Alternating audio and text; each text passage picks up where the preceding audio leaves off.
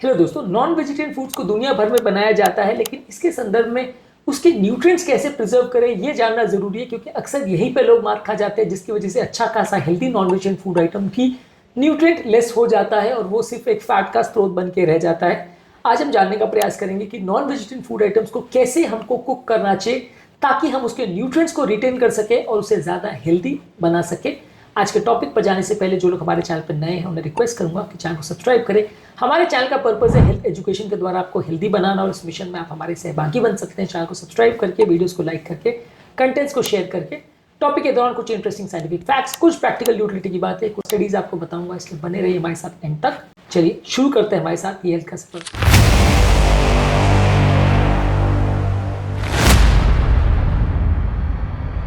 क्या आपके परिवार में कोई नॉनवेज खाना पसंद करता है, और क्या आपको उसको बनाने या न्यूट्रिएंट प्रिजर्व करने के संदर्भ में कोई यूजफुल टिप पता है? तो कमेंट सेक्शन में लिखकर हमें बताएं।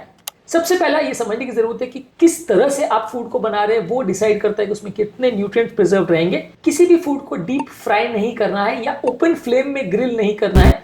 ये इसके हीट सेंसिटिव विटामिन जैसे विटामिन बी, विटामिन सी को डिस्ट्रॉय कर देता है और प्रोटीन्स को भी डीनेचर करता है। जैसे कि अगर आप किसी सब चीज को लंबे समय में अगर धूप में छोड़ देते तो वो डिहाइड्रेट और वीक हो जाता है, वैसे आपको फूड प्रोडक्ट को भी बहुत लंबे समय तक ओपन फ्लेम में या डीप फ्राई नहीं करना चाहिए। उसके प्रोटीन्स और विटामिन डीनेचर हो जाते हैं। फूड केमिस्ट्री में 2007 में एक आर्टिकल पब्लिश हुआ था जिसने बताया था कि मीट प्रोडक्ट्स में कुकिंग के मेथड्स बहुत हद तक डिसाइड करते हैं कि उसमें न्यूट्रिएंट्स कितने मिलेंगे आपको।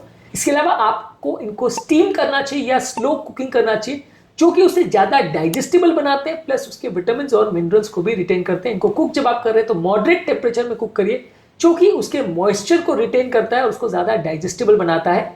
प्रोटीन क्वालिटी और विटामिन रिटेंशन पर कुकिंग मेथड्स का सिग्निफिकेंट इंपैक्ट पड़ता है, ये भी जर्नल में दिखाया गया है। इसके अलावा मैरिनेट उसको करें तो एसिडिक और दही से बने हुए मिक्सचर से उसको मैरिनेट करेंगे तो वो ज्यादा न्यूट्रिएंट्स को रिटेन करता है। मैरिनेशन उसके विटामिन और प्रोटीन्स को हीट रिलेटेड डिग्रेडेशन से बचाता है और एंटीऑक्सीडेंट के कंटेंट को उसके बढ़ाता है। इस मामले फूड एंड फंक्शन जर्नल में एक आर्टिकल पब्लिश हुआ था जिसने हेटेरोसाइक्लिक अमीन फॉर्मेशन पर मैरिनेशन का क्या इफेक्ट होता है उसको दिखाया था। इसके अलावा आपको फूड प्रोडक्ट्स को प्रोलॉन्ग हीट पर और हाई हीट पर कुक नहीं करना है, ओवर कुक नहीं करना है। ओवर कुक करने से सारे फैट्स ऑक्सीडाइज हो जाते हैं, प्रोटीन्स डीनेचर हो जाते हैं, न्यूट्रिएंट्स कम हो जाते हैं।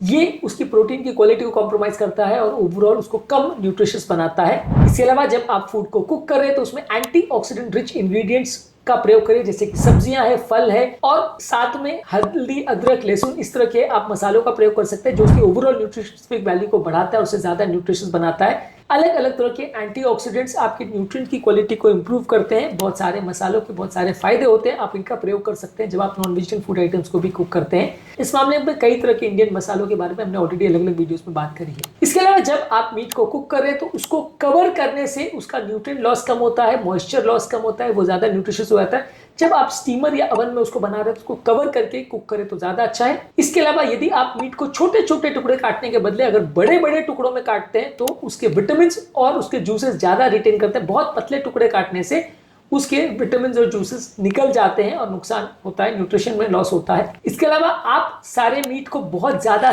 हिलाने, चलाने या स्टीयरिंग, टॉसिंग की कोशिश मत करिए, नहीं तो उसके प्रोटीन और उसका स्ट्रक्चर खराब हो जाता है और वो डैमेज हो जाता है, न्यूट्रिशियस उसका कंटेंट जो है वो कम हो जाता है। इसके अलावा मीट को आप अगर मैरिनेट करते हैं हल्दी और अदरक के साथ तो उसका फ्लेवर भी बढ़ता है और उसके एंटीऑक्सीडेंट प्रोटेक्टिव वैल्यू भी बढ़ जाती है। इसके अलावा जब आप मीट को खा रहे हैं तो होल ग्रेन्स, दालें, अंकुरित चीजें, ये सारी चीजों के साथ आप उसको अगर पेयर करके खाते हैं अलग अलग कॉम्बिनेशंस में तो ओवरऑल आपका न्यूट्रिएंट अब्जॉर्प्शन भी बेटर होता है, न्यूट्रिएंट यूटिलाइजेशन भी बेटर होता है और ओवरऑल आपकी हेल्थ ज्यादा बेटर बनती है। आज के टॉपिक में हमने बात करी कि यदि आप नॉन वेजिटेरियन फूड आइटम्स खाना चाहते हैं तो क्या क्या आपको उसमें टिप्स फॉलो करने चाहिए जो उसके न्यूट्रिएंट्स को रिटेन करता है। इस मामले में हमारा वर्डिक्ट ये है कि इनको स्टीम करिए, स्लो कुक करिए और ओवन में रोस्टिंग करिए, प्रेफरेबली बर्तन से कवर करके उसको कुक करिए और शॉर्टर कुकिंग टाइम रखिए, टेम्परेचर बहुत हाई मत रखिए।